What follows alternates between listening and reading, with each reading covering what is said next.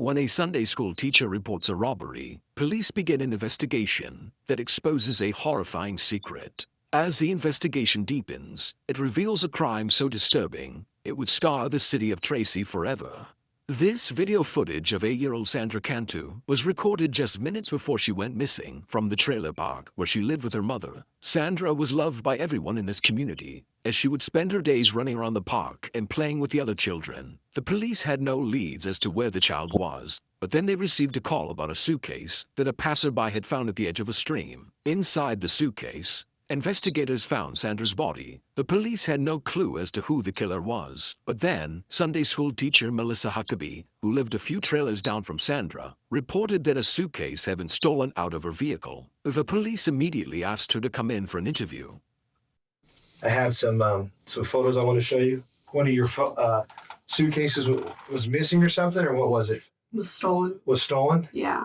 And it was stolen the same day that Sandra went missing? Yeah. Did you report it stolen? I had called before we even had found out that Sandra was gone. When I got to the church, my grandma called me. Then I asked her where my suitcase was, if she could run outside and check, because it dawned on me that I didn't have it, because after I unloaded everything out of my car. And she went outside and looked, and when she was on the phone with me and said it wasn't out there. And then she looked in the house and it wasn't there either.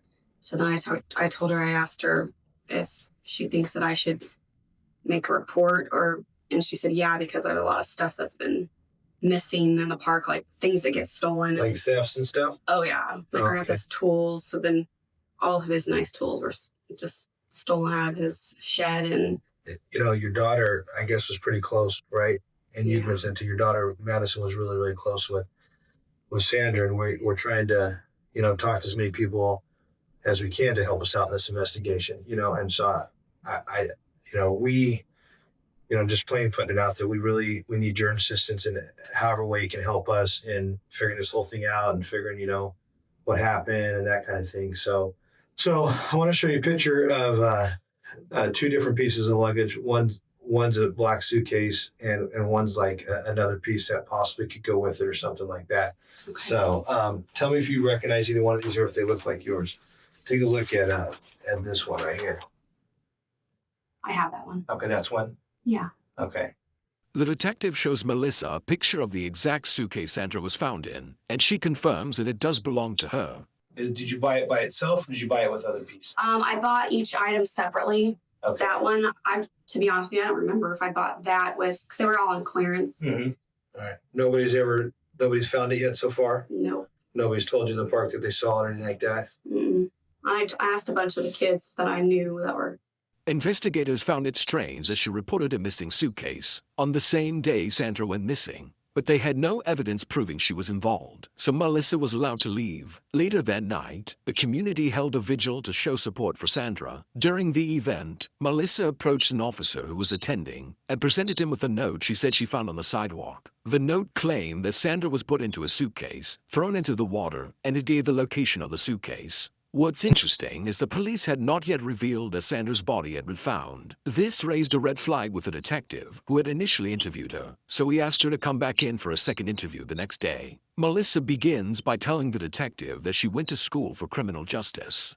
Fullerton College for criminal justice for 2 years. When was that? That was when I just got out of high school in 99. You graduated in 99? Mm-hmm. I'm a little bit older than you. I'm not going to tell you.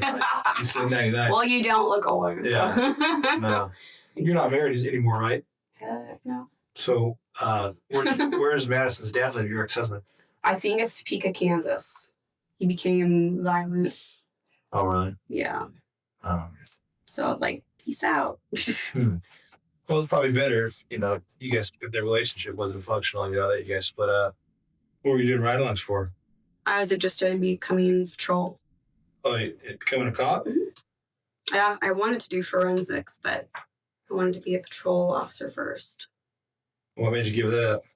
I was assaulted by an off-duty police officer. Really?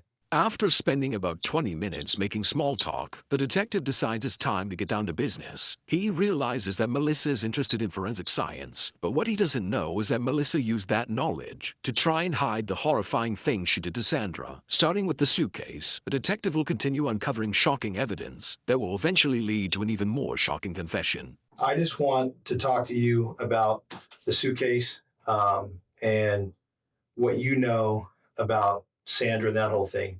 So when did you remember that you didn't have your suitcase? When my grandmother called me from the home to the church. You said when you came home, or you said you told me that you'd called somebody about your suitcase missing or something like that, right? Yeah, I called from the church. Be careful with that. Who'd you call? I called the police department. Tell me about how your daughter Madison and Sandra met. Is it through the trailer park? Yeah. How long have they been friends? Tell me about their relationship. They've been friends since we first moved down there. She came by and asked if my daughter could play, and Sandra came by? yeah. Okay. She's always walking around the park all the time. How often does Sandra and your daughter play together? Pretty much almost every day. Almost every day? Yeah. Did they play together on the 27th, the day that she went missing? No, she came by right after school had ended. Mm-hmm. She came by and asked if Madison could play. Mm-hmm. And Madison answered the door, and I was going to the restroom. And she just said, "Can you play?" And I yelled out, "No." Mm-hmm. So my daughter said no. And I was coming out, and I saw my daughter close the door, and I saw Sandra walking down the steps. When did you first find out that Sandra was missing? Who told you, and what time was that on that day? I'm used to having her, like, somebody come over and say, "Is Sandra here?" Or, because they're looking for her, and think that was around 7 o'clock, a little bit before. So pretty much right when you got home, someone came looking for her? Maybe like 20 minutes. I'm so bad with times. Okay. No, that's understandable. I mean, Melissa explains that her daughter and Sandra were friends, and they would spend a lot of time together. Eventually, the detective decides it's time to talk about the note that Melissa found. and then what did you see? And then I saw like a little paper on the ground, and I just kicked at it, and it had some like dirt on it, and I saw the word Cantu on the top. Mm-hmm. And so I like picked it up, and I looked at it, and it said Cantu, said suitcase, but I think it was misspelled.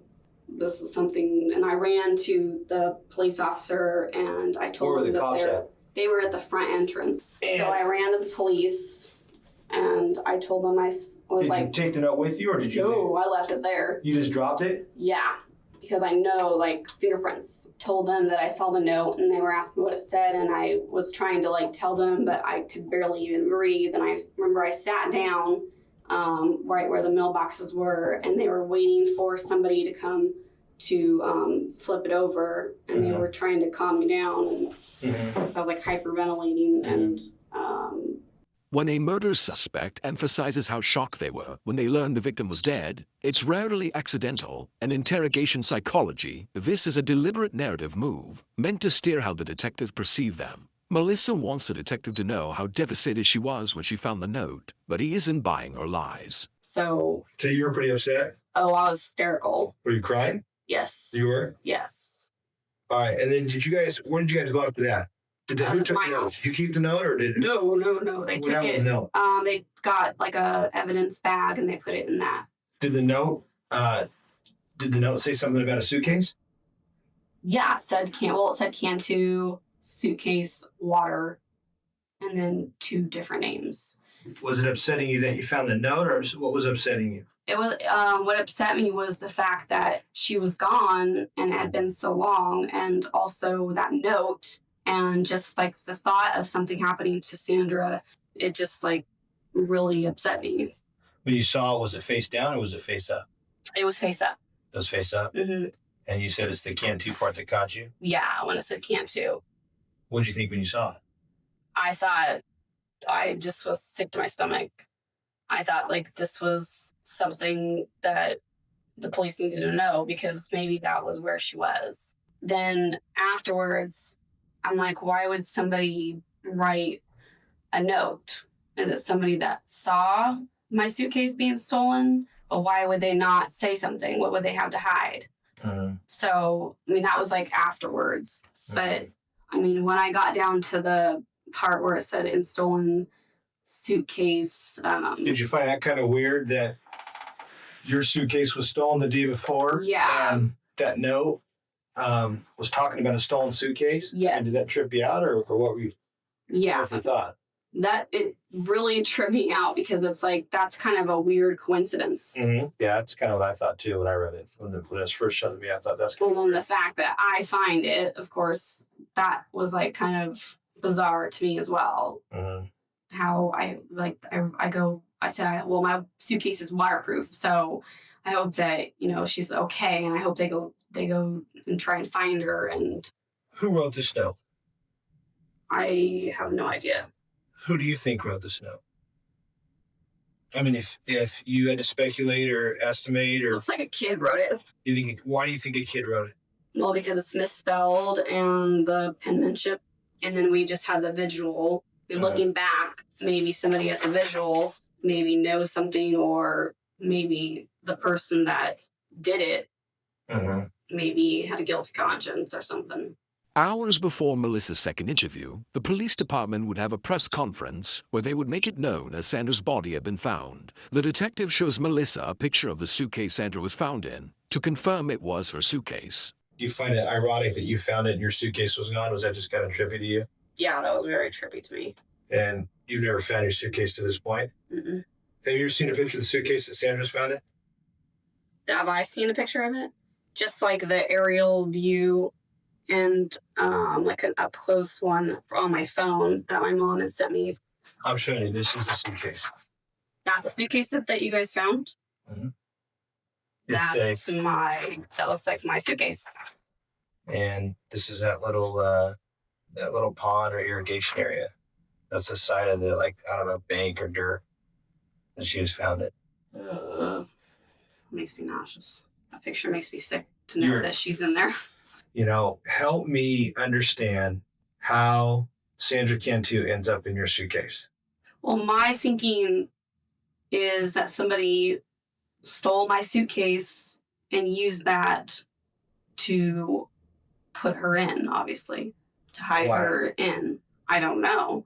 I mean, I don't even know if she was, which I hate to even think about her even being or assaulted or anything like that, beaten, or, I mean, just the thought of her being in the water, she drowned, or she was dead when she was put in the suitcase. All those thoughts run through my head, and that makes me sick. Most of what Melissa says is meant to manipulate the detective. She mentions that she hopes Sandra wasn't violated. The reason for this is she wants to make sure the investigators check the body for any signs of assault. The police found a rolling pin at the church that was covered in Sandra's DNA. An autopsy was done on Sandra's body, and it came back that she had been assaulted. It appeared that Melissa had used a rolling pin to try to make it look like a male had abducted her. Why would someone take Sandra? Why? I mean, you have a little girl. Your little girl's 5.5. I got 3 boys, younger than yours and a 6-year-old. Why would someone take a little kid? Disgusting things. Disgusting like what? Tell me. Like, seeing them, or why? Because they're sick perverts. Do you think Sandra was assaulted in a sexual manner? I would say yeah, because the only reason why I would say that would be because why else would somebody take a little girl? That's what I've been asking myself for 2 weeks. Why else? Why would they take an innocent? I mean, you saw. Why would they just take a 20-year-old and assault them and put them in a suitcase? Why would they take and then why would they use your suitcase? Or if it is your suitcase, I mean, it looks like your suitcase, and right. Why would they take your suitcase to do it, and why Sandra? Why not? Why not these other girls at the park? I think it was just an opportunity of convenience to me. I mean, my personal opinion. The other thing the autopsy revealed was that Sandra had been drugged prior to being killed. What investigators found interesting is that Melissa is prescribed the same medication that was found in Sandra's body. Hypothetically, what would happen if she took one of your Xanaxes? She would be asleep. It just knocks you out? Yeah, my dosage is 2 milligrams. What do you think that'd do to a little kid if they took it by accident, like if they picked it up off the floor or something like that? It'd be very dangerous. Really? Very dangerous. That dosage, yeah. They would be falling all over the place. Really? Oh, definitely. I've always worried about Sandra actually, when she was a baby. They would let her walk around by herself. And she actually came over and was talking to my grandpa when she was little. She was probably like 4. And said, for who? Sandra, when she was about 4 years old. How did you find that out? My grandparents. He told you about that? But you weren't living there then, right? No. They just told you about that? Yeah, that she was always wandering around when she was like 4 years old. In the park? Uh-huh. Really? Yep. You want to hear my theory? Sure. I think the person, whoever it is, knew Sandra, like what we talked about. Mm-hmm. And I think Sandra was available, meaning she's here, there, everywhere in that park. She loves that park. She has friends. And I think her mom thought that she was out playing. I don't think her mom was sure where she was playing. And I think someone who knew her and had to know her pretty well, because everybody I talked to at that park, and I've talked to everybody, told me that Sandra wouldn't leave that park. And you told me that the other day. You said she would not leave that park, right? No. But there's only a few people that she'd ever leave the park. Her mom said there's only a few people that she'd leave the park with. She said she'll go with you to the park. She'll leave with you because, her and your daughter are best friends. She was comfortable with going to other people's houses. But as far as leaving the park, she said, besides Madison's mom, who she plays with all the time, like you said, there's really no one besides her family, her aunt and uncles and stuff, that she'd leave the park with, nor her mom would allow them to leave the park with. Right. But she left that park, and that's why we couldn't find her. She left that park. The detective begins to imply that Melissa is a suspect. Up to now, Melissa's body language appears to be very comfortable, but as she realizes she's becoming a suspect, her body becomes more defensive. Couldn't figure out how she people don't disappear. You know what I'm saying? People do not disappear. So I had to figure, okay, she saw somebody she knows, she got in their car, and she just took off. That's what I think happened, is someone who she knew took her out of the park. About the time she's last seen in the park, or in the mobile home park, is about the time that you leave. Here's my theory on the note, is what we talked about before. Mm-hmm. Whoever wrote this note wanted us, the police, to find her because they gave us a clue. They would give us a clue.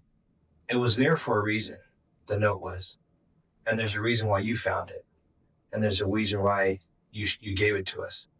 Because you wanted to help us find her. And we appreciate that. And that's why I've been talking to you about your suitcase. Mm-hmm. But there's a reason that only you're the one that found it. Yeah. I don't know why would there be a reason why I'd be the one to find it. Well, I'm asking you, why do you think you're the only one that found this note? And then that same day you came back after you found it, picked it up and looked at it, and then came back real quick, and it was still there, even though it was kind of wet, it didn't blow away. But do you find it ironic that you found that note? Nobody else found it? Yeah, I do. To be honest, I do feel it. And do you find it ironic that it talked about a stolen suitcase and your suitcase was stolen? Yes. Does that make sense? Yeah, it makes sense. I've thought about that too. What have you thought about? That's ironic. Mm-hmm. What do you think it tells me in your studies of forensics or criminology or whatever you've done? What do you think my first thought is? Do you think that maybe somebody knew that it was my suitcase because that's where I live, and then maybe put the note where I was? No? No. Okay. That's what I thought you were. Well, I don't know. I think you're our witness. You think I'm the witness? Yeah, I think you're the person that can help us if I wish. answer these questions of who knows about who put Sandra in this stolen suitcase, your suitcase, and threw it in the water at this location. I need you to tell me where this note came from. I honestly don't know where it came from. See, I believe you do know where the note came from. No one else could have found this note. No one knew the note was going to be there. And if I knew who wrote that note, or if I knew anything. Like, I've been talking to you guys. When the police searched Melissa's home, they found a spiral notebook with pages torn out. They took the note Melissa found and compared it to her notebook. And not only was the paper an exact match, the police also found indentation of a couple letters in her notebook that matched the letters written in the note. The detective will not present Melissa with his evidence. I looked at that spiral notebook that we took. Mm-hmm. There's a couple interesting things, not much, but a couple interesting things we found. One of the things that we found that I was interested in on your spiral notebook was that it looked like it was the same paper size. So I took your spiral notebook. You see this ruler right here? Mm-hmm. We took your spiral notebook and we measured it, top to bottom, almost 7 inches. We put it up next to your spiral notebook and thought, okay, let's see if this note or this paper fits into your spiral note.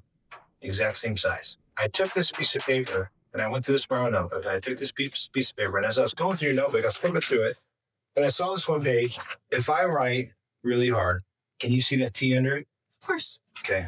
I found this, but I found an N that wasn't written on it.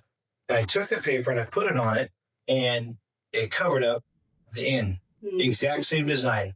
I'm not kidding you. I'm being dead serious. And I have no clue how. You've got to be joking around. I'm not joking. I'm asking. That's why I went out there to get the picture to show you. I'm not joking around. I swear to you. Well, Listen, I'm not kidding. I saw that. I go, oh my God. And I said, this came out of the notebook out of Melissa's house. Because we saw that N and we thought that was weird. Because these N's are pretty distinctive. When you look at this note, every N, it's not different people that wrote this note. So let's measure the notebook. We measure the notebook. Let's measure the paper. Same kind of paper. It's spiral. We look at it. And then we take the paper, just like I think you would do. You put it over the notebook. And it covers up the exact same pattern as the N. Then that means that was the notebook that was written in. Well, I can tell you why I think you wrote the note. I mean, you told me why, but I didn't write the note. I'm telling you, I did not write the note. But I've given Sandra and Miranda both one of those notebooks. Mm-hmm. So I'm not the only person who has one of those notebooks. Mm-hmm.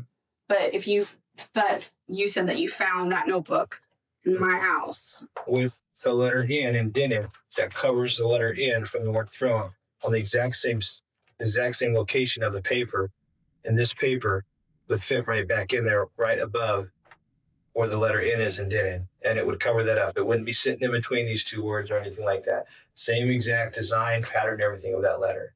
I don't know what to say as far as that goes, except that it's not. I didn't write that note. The detective presents Melissa with a blown-up picture of a sticky note that they found in her car. Written on the sticky note was the location of Sandra's body. When she realizes they found the sticky note, Melissa claims that after she found the note that talked about where Sandra was, she wrote the location down on the sticky note and went to go look for Sandra. I don't know why I didn't tell you that. Well, let's talk about it. Why? Well, because it's incriminating to me. Possibly. I mean, the suitcase is mine. And I don't want people to think that I did this turn because I didn't. Let me ask you something. I knew those names on that piece of paper. I went on the computer and I looked up street names. I went on a map and I looked on a map and I saw that those were 2 names. And then I saw that the cross street was that, and I wrote it down on that notepad. So that's the only thing I swear that I've lied about. I'm sorry. And so you went there after you found that note. Why did you go there? To find her. Why did you want to find her? Why? Because she's missing. Well, what did you do when you got there? I just saw the 2 cross streets. And I went down that road. And I didn't see anything, any water anywhere. But I didn't see anything else. You see anything that's the same in this note and that note? I see 3 letters that look the same. The W, look at this W, and look at this W, and look at the water. I think the person that wrote this note didn't want us to figure out who wrote the note, and they tried to change their handwriting. But I did not write that note. I did write. And the last thing I want to do is accuse someone of doing something wrong or, sick or whatever that didn't do it. I've spent the last pretty much 2 weeks of my life trying to figure this out. And I finally figured it out. but it took a lot of evidence for us to figure it out. To tell you the truth, right now, I think I want a lawyer. Let me see your purse real quick. And you stand up. You arresting? Yep. Turn around that way. Put your hands behind your back. You're under arrest for murder and kidnapping. What? Melissa, you're under arrest. Okay. All right. Melissa was arrested and put into a holding cell, but a few minutes later, she asked to speak with the detective again. Unfortunately, the first part of her second interview is audio only. You said you had a video, and you were going to show me before I told you I wanted a lawyer. I want you to show me or prove to me that I did it because I didn't do it. It was an accident. I told you it was an accident. I know it was. Accidents happen. Killer. You just died. I know it was an accident, and that's all I want to know. Why is it an accident? Tell me. Sandra was walking down the road. Who? Sandra. Okay. I saw her. Sandra was walking and she saw me. She came up to the car and I didn't know that she was there until I turned around. Mm-hmm. And she saw my suitcase, and my suitcase was inside of my car on the back seat. Mm-hmm. And like I told you before, she likes to hide and play hide and go seek. Mm-hmm. She hid inside of there and I didn't know. And I had to go get my keys and my cell phone in the house because I couldn't find them. And then when I came out 15 minutes later, she wasn't there. She wasn't outside. Where was she? I didn't know. And then so I drove to the church. Mm-hmm. And then I got out of my car and I took all my stuff out of the trunk. And I went in the church. I was there. And then when I came outside, I looked at my suitcase. And I went to take it out and it was heavy.